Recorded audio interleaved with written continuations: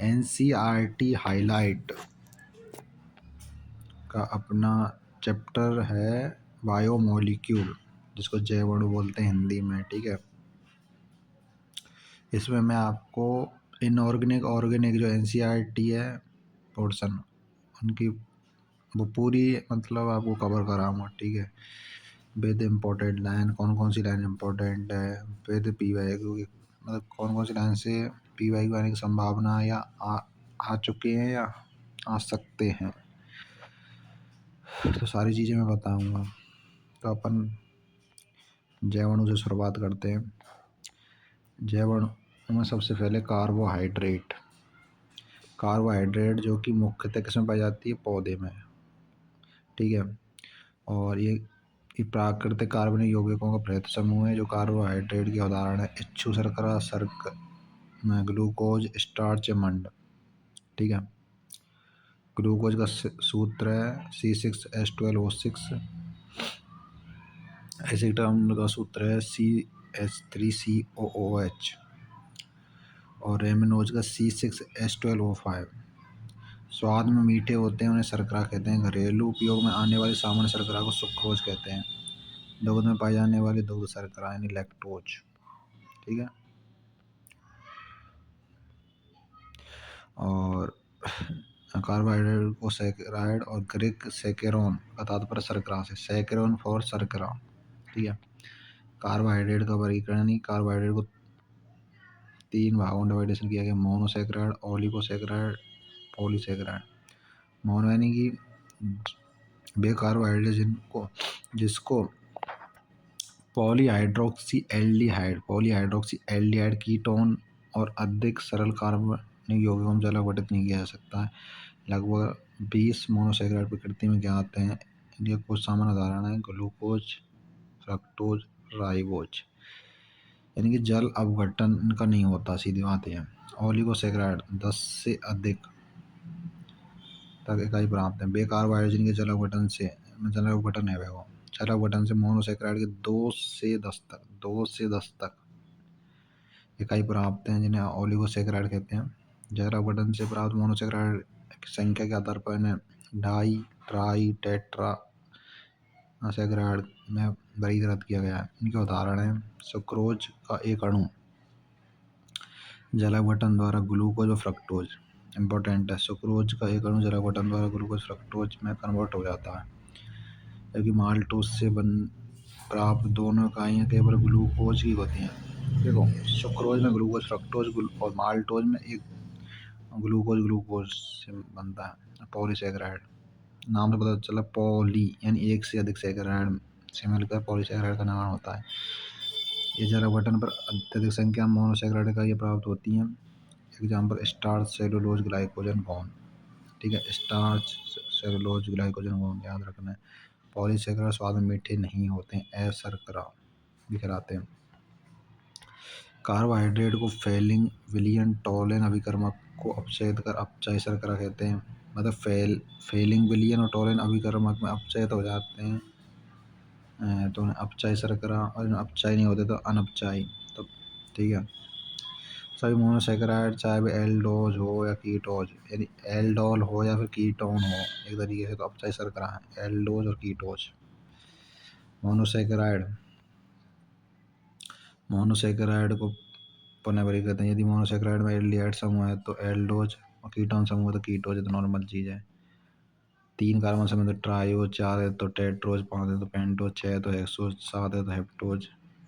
Aldehyde के रूप में एल्डो, ट्रायोज, इस तरीके से याद कर लेना। कीटोन के रूप में ये है इस तरीके से।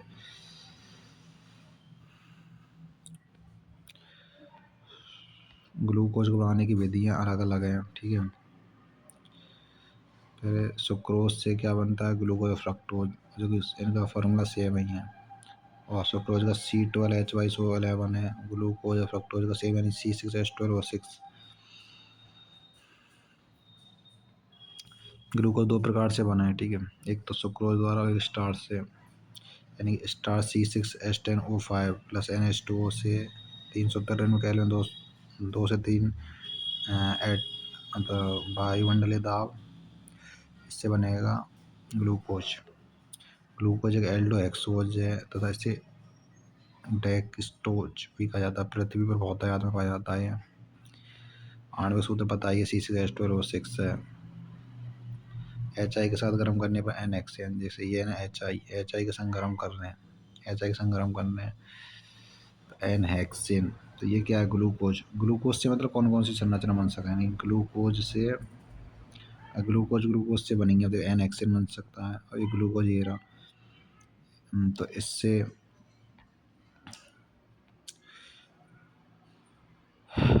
ग्लूकोनिक अम्ल बन सकता है, ठीक है। और ये रहा ग्लूकोनिक अम्ल, ठीक है। मतलब NH2OS के संग कराएंगे तो देखो ये तो नीचे का ग्रुप तो सब सेम है, परंतु यहाँ एल्डिहाइड CHNOH में कन्वर्ट हो रहा है। यहाँ पे भी ये ग्रुप मतलब सेम है नीचे के, ठीक है। परंतु यहाँ एल्डिहाइड यहाँ CHCNOH में कन्वर्ट है और यहाँ पे ग्लूकोनिक बनना है, ग्लूकोनिक एसिड। और यहाँ ग्लूकोज की एसिटिक एनहाइड्राइड के संग कराएंगे तो ये संरचना प्राप्त होगी। और ग्लूकोज के ऑक्सीकरण से सैकरिक अम्ल और ग्लूकोनिक अम्ल के ऑक्सीकरण से भी सैकरिक अम्ल, यानी ग्लूकोज हो या ग्लूकोनिक हो, दोनों के ऑक्सीकरण से क्या बनेगा? सैकरिक, ठीक है।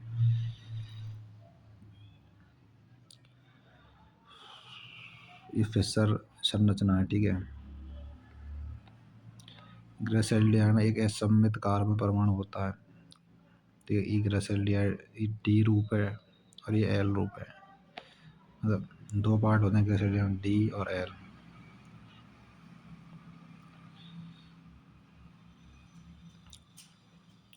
यदि H और OH की कंडीशन देख लो, H OH, ठीक है। यदि ये होता है जैसे बायां और दायां जानते हो, यानी कि इसमें जैसे H और OH इन दोनों की कंडीशन ध्यान रखो, बाकी नीचे सेम ही है। यानी कि जैसे H एक ले, ऐसे H या OH में तो किसी एक को लेकर चल सकते हो। जैसे H यदि दाएं साइड में तो D रूप है वो, और बाएं तरफ में स्थित है तो L रूप, ठीक है। L प्रतिरूप बोल सकते हो और D प्रतिरूप, ठीक है। बायां मतलब L रूप, दायां मतलब D रूप। ऐसे D पॉजिटिव ग्रेसेल्डिहाइड पर D प्लस ग्लूकोज, ये चीज़ है। और ग्लूकोज की चक्रीय संरचना,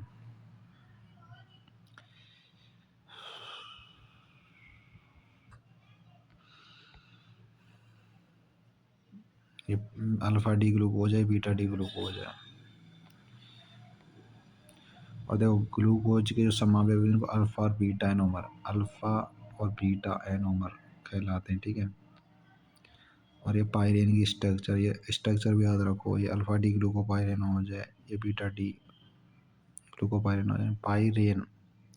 पायरेन के दो स्ट्रक्चर बनने, ग्लूकोपाइरेनोज और ग्लूकोपाइरेन अल्फा और बीटा, अल्फा D और बीटा D, ठीक है। अब फ्रक्टोज, जिसको फल शर्करा कहते हैं, जो कि नीट में आया है, ठीक है, 2025 में। फ्रक्टोज एक महत्वपूर्ण कीटोहेक्सोज है। 5 सदस्यीय वलय बनाता है, इसे फ्यूरेनोज कहते हैं। फ्यूरान, इसको दो भाग में डिवाइडेशन किया गया है, अल्फा डी फ्रक्टोफ्यूरेनोज और बीटा डी फ्रक्टोफ्यूरेनोज। ये फ्रक्टोज की स्ट्रक्चर है। इसका फॉर्मूला C6H12O6 C6H6O6 C6H6O6।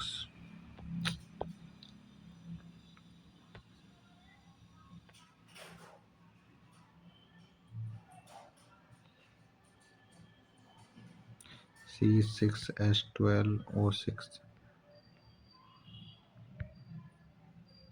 ये फार्मूला, ठीक है, फ्रक्टोज को।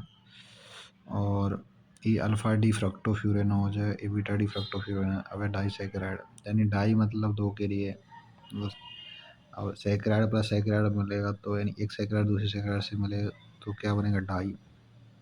एक और एक के मिलने से क्या बनता है? दो। तो उसी प्रकार से एक सैकेराइड प्लस एक सैकेराइड से डाई सैकेराइड बन जाएगी, ठीक है। दो मोनोसैकेराइड का यूनिट में इस प्रकार के आबंध को ग्लाइकोसाइडिक बॉन्ड, और इनमें क्या कौन सा बॉन्ड पाया जाता है, ग्लाइकोसाइडिक, जो कि इम्पोर्टेंट है। यानी कि सैकेराइड या डाइसैकेराइड में कौन सा बॉन्ड पाया जाता है, ग्लाइकोसाइडिक। अनपचयी शर्करा, उदाहरण सुक्रोज, जो कि नीट में 2-3 बार क्वेश्चन आ चुका है कि अनपचयी शर्करा कौन सी है। ऑप्शन में सुक्रोज होगा तो उसको टिक करना। बाकी के अपचाई हैं जैसे माल्टोज, लैक्टोज। अब सुक्रोज का क्या है, एक डाइसैकेराइड है, ठीक है, जो अल्फा डी ग्लूकोज और D plus glucose plus fructose से मिलकर बना हो, तो बता रखो यार। ये ग्लूकोज और फ्रक्टोज की हार्वर्थ संरचना है। माल्टोज माल्टोज माल्टोज यानी कि अल्फा डी ग्लूकोज और अल्फा डी ग्लूकोज, जिसके स्ट्रक्चर देखो यहाँ दे रखी है। यानी कि ये माल्टोज है, ठीक है, माल्टोज यानी कि ग्लूकोज से ग्लूकोज प्लस ग्लूकोज से मिलकर बना होता है माल्टोज, ठीक है। अल्फा डी ग्लूकोज और beta D glucose, alpha D glucose, alpha D same है, कोई चेंज ही ना है। C1C4 का मतलब इसमें ग्लाइकोसाइड बॉन्ड रहेगा।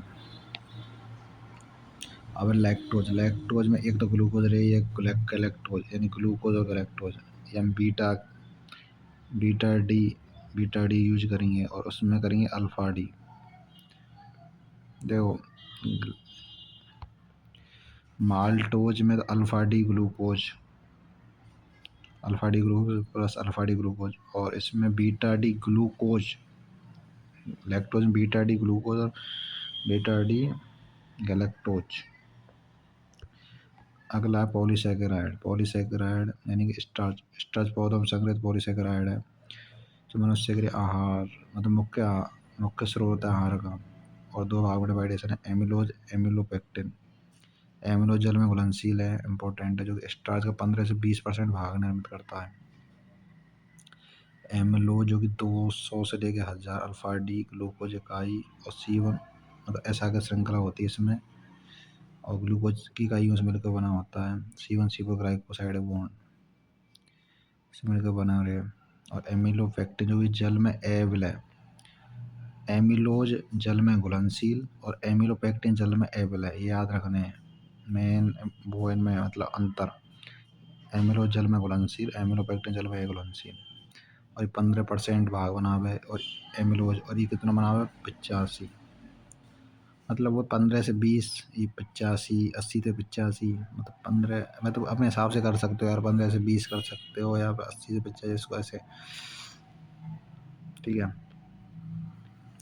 और वही ग्लाइकोसाइड बॉन्ड है सब में, ऐसे कोई वो अलग ना है। ये एमिलोज की तो संरचना हो गई, ठीक है। यही एमिलोपेक्टिन है गई 80 से 85%। सेल्यूलोज यानी कि ये वनस्पति जगत पर प्रचुरता में पाए जाने वाला कार्बनिक पदार्थ। सेल्यूलोज सर्वाधिक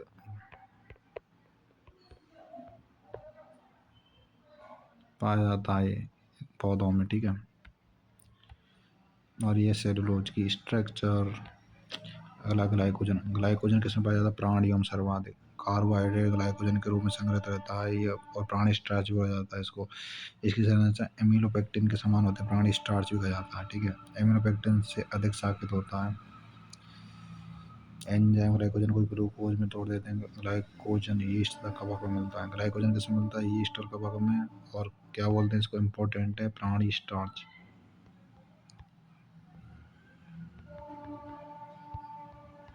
ठीक है। कार्बोहाइड्रेट का महत्व। कार्बोहाइड्रेट पौधे तथा प्राणियों जीवन के लिए अति आवश्यक है। हमारे पौधे का प्रमुख चिकित्सा की आयुर्वेद प्रणाली तत्कालिक स्रोत के रूप में वैद्यों द्वारा, यानी आयुर्वेदिक जो डॉक्टर होते हैं वो वैद्य बोला जाता है। तो चिकित्सा की आयुर्वेद प्रणाली में ऊर्जा में तात्कालिक स्रोत के रूप में वैद्यों द्वारा शहद का उपयोग किया गया, ठीक है। जंतु में ग्लाइकोजन के रूप में संचित होता है। और जीवाणु पौधों की कोशिका भित्ति में सेलुलोज की बनी होती है। मतलब जीवाणु पौधे की जो कोशिका भित्ति है किसकी बनी होती है, सेलुलोज की, ठीक है। और लकड़ी के रूप में सेलुलोज, लकड़ी में भी सेलुलोज, फर्नीचर वगैरह में सेलुलोज पाया जाता है। सूती रेशे यानी कपास वगैरह में भी सेलुलोज। और अनेक प्रमुख उद्योग जैसे वस्त्र, कागज, प्रलाक्ष, निशबन, मद्य निर्माण, या मतलब ये होता है ना, शराब वगैरह का निर्माण होता है,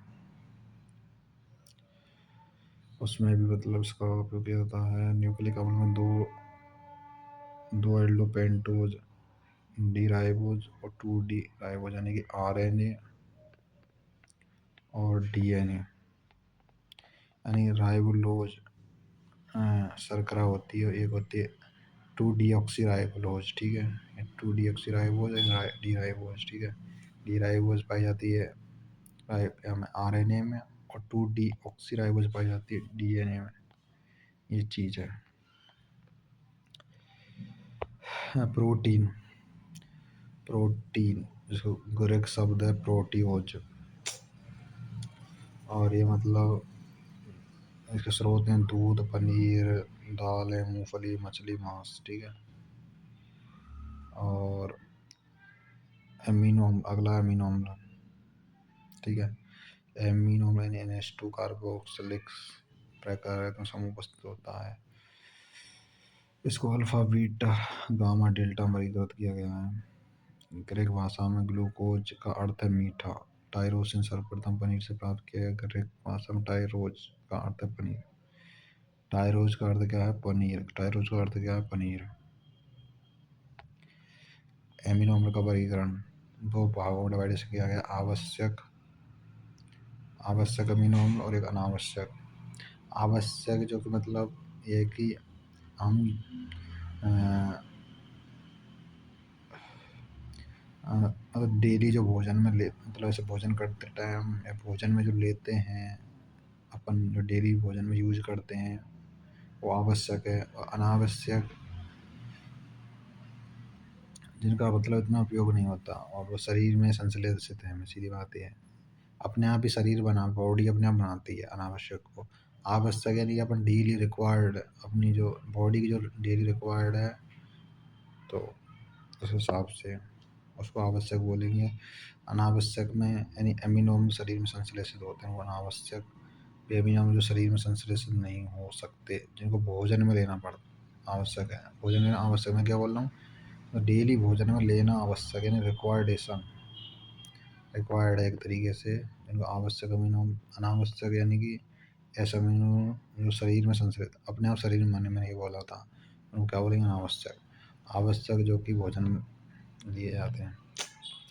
इनको देख लेना, ये टेबल को, कोई दिक्कत नहीं है, इतना इम्पोर्टेंट है नहीं वैसे तो, देख लेने पर। अभी ज्यूटर आयन यानी कि RCH NH2 double bond OH से RCH double bond NH3 zwitter ion बनना है, अभी नीट में आ चुका है। प्रोटीन की संरचना,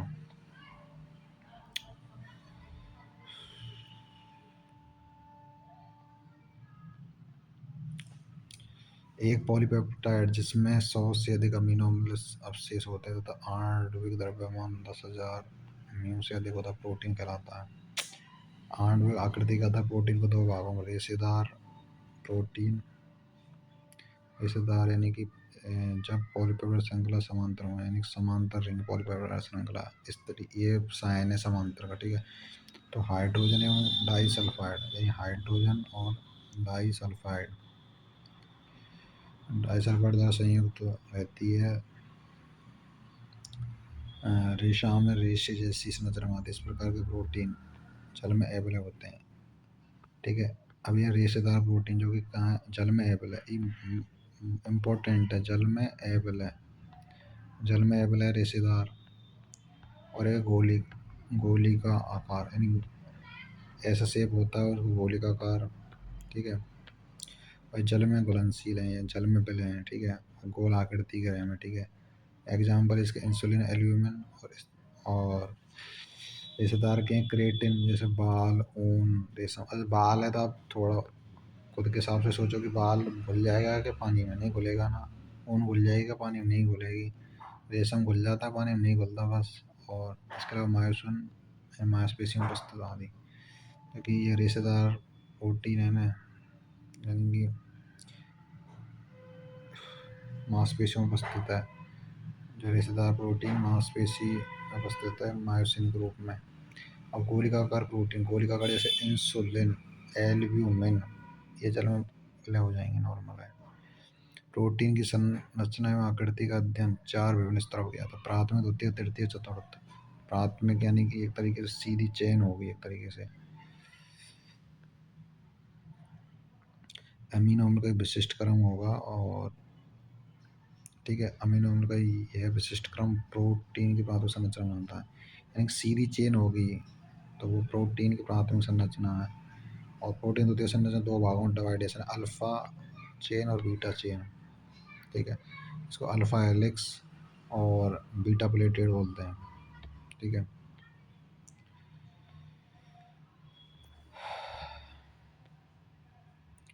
प्रोटीन तृतीय संरचना, प्रोटीन की तृतीय संरचना पॉलीपेप्टाइड का संरचना फलन है। द्वितीय संरचना की और अधिक बल और एक तो जैसे नॉर्मल स्ट्रक्चर, इसके ऊपर एक और अतिरिक्त बलन, यानी ये तो द्वितीयक है गई, परंतु एक और स्ट्रक्चर और सेम स्ट्रक्चर और लिपट जाएगी एक दूसरे पर, तो ये तृतीय संरचना का निर्माण करेगी।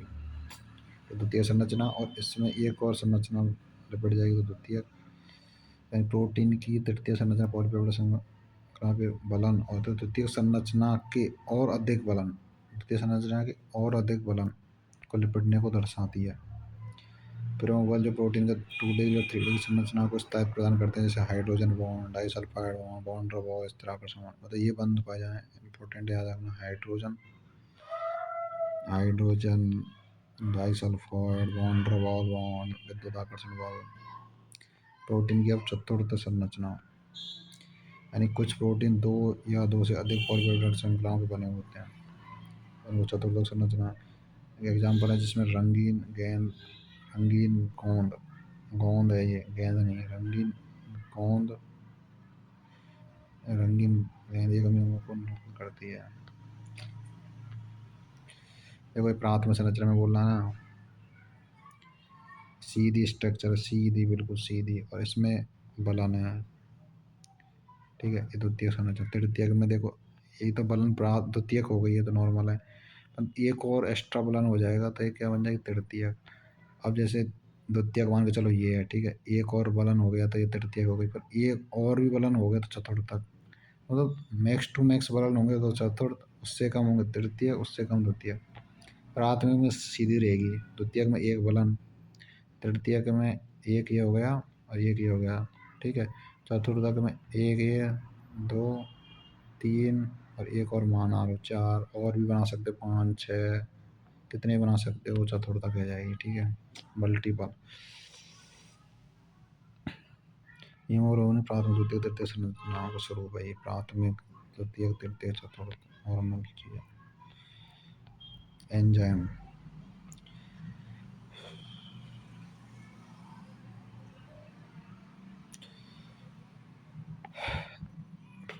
सभी अभिक्रियाएं शरीर में मध्यम परिस्थिति में संपन्न होती है। ये कुछ जैव उत्प्रेरक की सहायता से होता है, एंजाइम कहते हैं।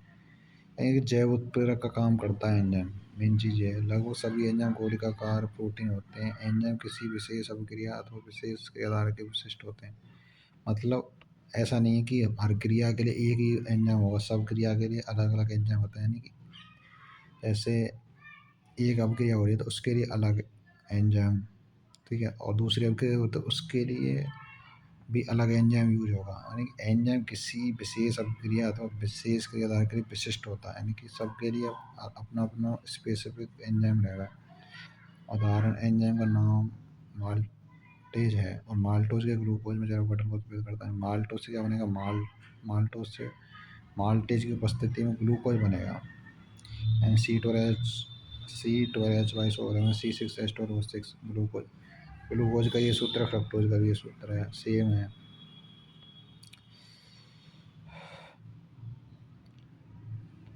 एंजाइम क्रिया की क्रियाविधि, ठीक है। एंजाइम की बहुत कम मात्रा की आवश्यकता होती है और रासायनिक क्रिया के समान कहा जाता है। एंजाइम सक्रिय ऊर्जा के परमाणु को कम कर देता है। सुक्रोज के अम्लीय जल गठन के लिए सक्रिय ऊर्जा इतनी होनी चाहिए 6.22 किलो जूल पर मोल, और सुक्रोज एंजाइम द्वारा जल गठित होता है कि और सक्रिय ऊर्जा 2.15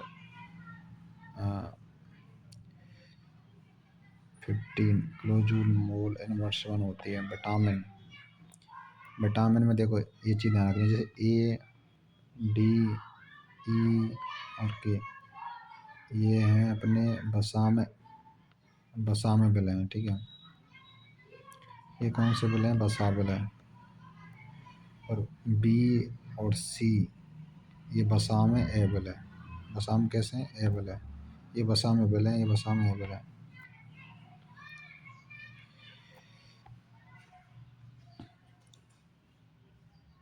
विटामिन सब दो चीज़ों से मिलकर बना है, वाइटल और अमीन, ठीक है। विटामिनों का वर्गीकरण वसा विलय और जल में विलय। वसा में विलय यानी ए डी ई के, जो कि मैंने ऊपर यहाँ बताया, ए डी ई के जो वसा में विलय और जल में विलय। बी वर्ग के विटामिन, सी वर्ग के विटामिन जल में विलय होते हैं, ठीक है, जो कि यहाँ बताया, ठीक है। बी और सी वसा में अविलय यानी कि जल में विलय होंगे, तो वसा में विलय ना तो जल में विलय होंगे। ए डी ई के ओनली फॉर वसा में विलय होंगे, जल में ना होंगे। तो ए डी ई के वसा में विलय, बी और सी जल में विलय, ठीक है। ये चीज़ है। और कुछ विटामिन और दूसरे से तंत्र। अब देखो ये विटामिन है, जैसे विटामिन ए से कौन सा हो रहा है? जियो फतेलेमिया। बी1 यानी थायमिन, जो कि वेरी बी2 से ओस्ट पदारण यानी कि मुँह व होंठ के किनारे पर दरारें पड़ना।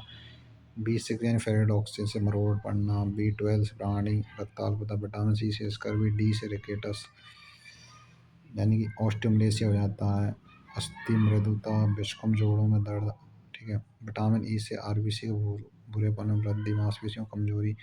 विटामिन के से रक्त का थक्के जमने में वृद्धि। ये चीज़ याद रखनी इम्पोर्टेंट है, ठीक है। और नीट में भी यहाँ से क्वेश्चन आ चुका है 2025 में। अगला न्यूक्लिक एसिड। न्यूक्लिक एसिड यानी कि जीवित कोशिका नाभिक इन जन्मजात गुणों के उत्तरदायी आनुवंशिकता कहा जाता है। आनुवंशिकता के लिए उत्तरदायी क्या है? नाभिक कोशिका के नाभिक में उपस्थित वे कण जो आनुवंशिकता उत्तरदायी उन्हें क्रोमोसोम कहते हैं। यानी कि कोशिका के नाभिक में उपस्थित वे कण जो आनुवंशिकता के लिए उत्तरदायी हैं उनको क्रोमोसोम कहते हैं। दो प्रकार के हैं, आरएनए और डीएनए। क्रोमोसोम कितने प्रकार के हैं? आरएनए मतलब प्रोटीन और अन्य प्रकार के जैव से मिलकर न्यूक्लिक अम्ल बने। न्यूक्लिक अम्ल कितने प्रकार के हैं? दो प्रकार के, आरएनए और डीएनए। और ये चीज़ है न्यूक्लिक अम्लों को रासायनिक संगठन। डीएनए आरएनए कौन कैसी शर्करा? पेंटो शर्करा। इम्पोर्टेंट है, डीएनए आरएनए कैसी शर्करा है? हेक्सोज है या फिर पेंटोज है? पेंटो शर्करा, ठीक है, याद रखना है। और ये BD2 यानी डीऑक्सीराइबोज यानी कि डीएनए शर्करा है। और आरएनए की ये BD राइबोज। और BD2 यानी BD यानी कि बीटा डी राइबोज, ये बीटा D2 डीऑक्सीराइबोज। ये जेम्स डेव वॉटसन मतलब डीएनए को जो द्विकुंडली जो रूप इन्होंने दिया ना, तो उसके बारे में पूरा ऐसे पढ़ लेना। वैसे कोई इम्पोर्टेंट ना पर पढ़ लेना। NCERT बायोलॉजी के में दे रखा है ये। देखो डीएनए में 4 क्षारक हैं, जैसे एडेनिन, ग्वानिन, साइटोसिन, थाइमिन, ठीक है। और आरएनए में देखो एडेनिन, ग्वानिन और साइटोसिन ये तो सेम ही है, परंतु थाइमिन की जगह यूरेसिल हो जाता है, बस इतना अंतर है डीएनए आरएनए में। ये एडेनिन, ग्वानिन, साइटोसिन तो सेम है दोनों में, ठीक है, परंतु यूरेसिल और थाइमिन का अंतर है। यूरेसिल तो आरएनए में पाया जाएगा और डीएनए में थाइमिन पाया जाएगा, ठीक है। आरएनए में 4 क्षारक होते हैं, प्रथम 3 क्षारक डीएनए के समान होते हैं, परंतु चतुर्थ क्षारक यूरेसिल हो जाता है। और इनकी संरचना जैसे adenine, guanine, cytosine, thymine, uracil. Nucleic अम्ल इन क्षारक की शर्करा का बंडे स्थिति पर जुड़ने से निर्मित इकाई को न्यूक्लियोटाइड, यानी कि क्षारक के बंडे से स्थिति पर जुड़ने की इकाई को न्यूक्लियोसाइड, ठीक है। और शर्करा के कार्बनों को 1 2 3 आदि से अंकित किया गया है। जब न्यूक्लियोसाइड शर्करा अर्धांश में 5' स्थिति से बनता है तो न्यूक्लियोटाइड। देखो, शर्करा यदि 1' स्थिति पे बंधेगा तो न्यूक्लियोसाइड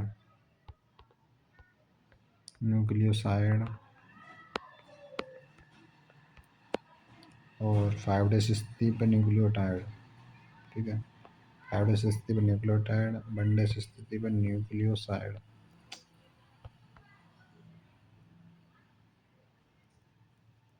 वनडेस स्थिति पर न्यूक्लियोसाइड, 5' स्थिति पर न्यूक्लियोटाइड। ठीक है, याद रखना।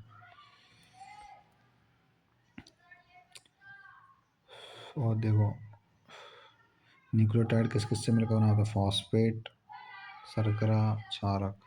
ठीक है, ये डाइन्यूक्लियोटाइड। ये चीज़ याद रखनी है, शर्करा, क्षारक और फॉस्फेट ग्रुप से। ठीक है,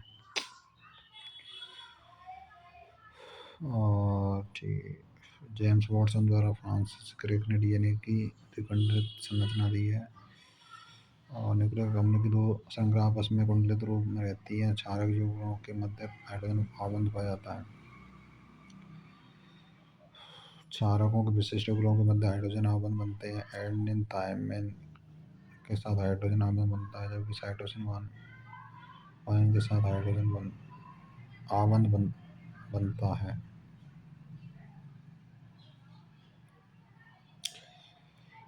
आरएनए की द्वितीय संरचना में कुंडली केवल एक रज्जु की बनी होती है और डीएनए में 2 रज्जु की। ठीक है, और आरएनए 3 प्रकार के रहे हैं: mRNA, rRNA, tRNA. Messenger RNA, ribosomal RNA, अंतरण यानी कि ट्रांसफर आरएनए।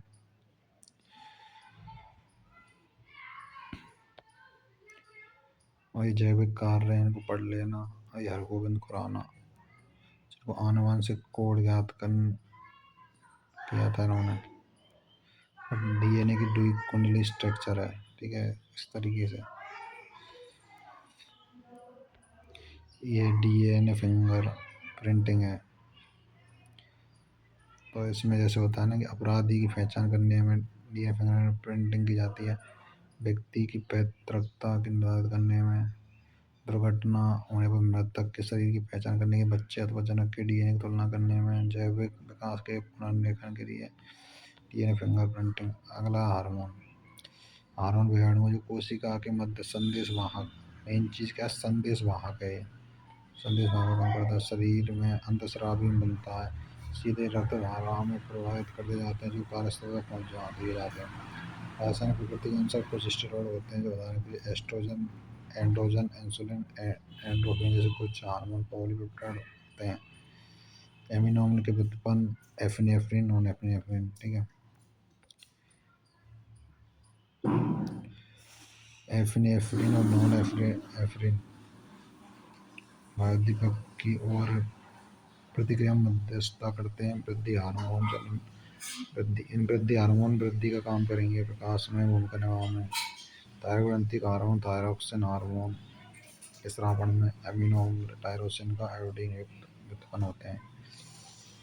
थायरोक्सिन की असमान रूप से कम होने पर अवटुता या हाइपोथायरॉयडिज्म हो जाता है। एकर्मणता या मोटिव से अवलक्षित होता है। थायरोक्सिन की बड़ी मात्रा, मतलब थायरोक्सिन की मात्रा यदि बढ़ जाएगी तो अति अवटुता, यदि कम रहेगी तो अवटुता यानी हाइपोथायरॉयडिज्म, यदि बढ़ जाएगी तो हाइपर और हाइपो यानी कि कम, हाइपो यानी कि कम, हाइपर यानी कि हाइपर यानी अधिक। थायराइड हार्मोन या थायरोक्सिन हार्मोन की यदि मात्रा बढ़ जाएगी तो हाइपर थायराइडिज्म, और कम हो जाएगी तो हाइपोथायराइडिज्म। थायराइड ग्रंथि बढ़ने का कारण बन सकता है। आहार में आयोडीन की कमी हो जाएगी तो अवटुता और थायराइड ग्रंथि बढ़ने का कारण बन सकता है। अधिकतर इस स्थिति को खाने वाले नमक, सोडियम आयोडाइड मिलकर आयोडाइड सॉल्ट नियंत्रित किया जाता है।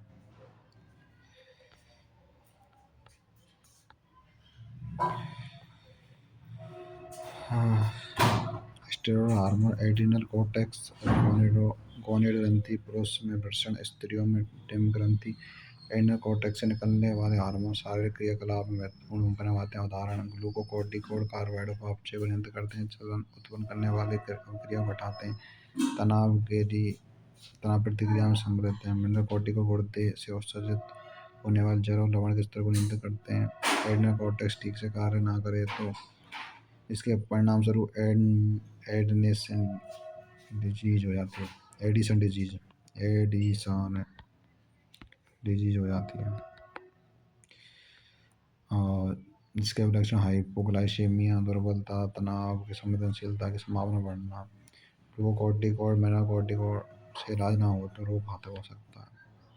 इन सबको खुद भी पढ़ सकते हो, अच्छे से पढ़ना है। बहुत इंपॉर्टेंट लाइन लिखी हुई है इसमें, बहुत सारे क्वेश्चन मतलब बहुत सारे ऐसे मल्टीपल क्वेश्चन बनते हैं बनने को तो, परंतु एक आध क्वेश्चन नीट में आ सकता है क्योंकि ये बायोलॉजी में भी दे रखा है और यहाँ पे भी दे रखा है, तो प्रबल संभावना आने की क्वेश्चन भी एक दो तो आएंगे ही। अच्छे अच्छे पॉइंट है इसमें।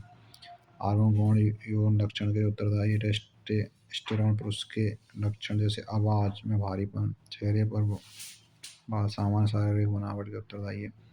एस्ट्राडियोल जो महिलाओं का प्रमुख हार्मोन है,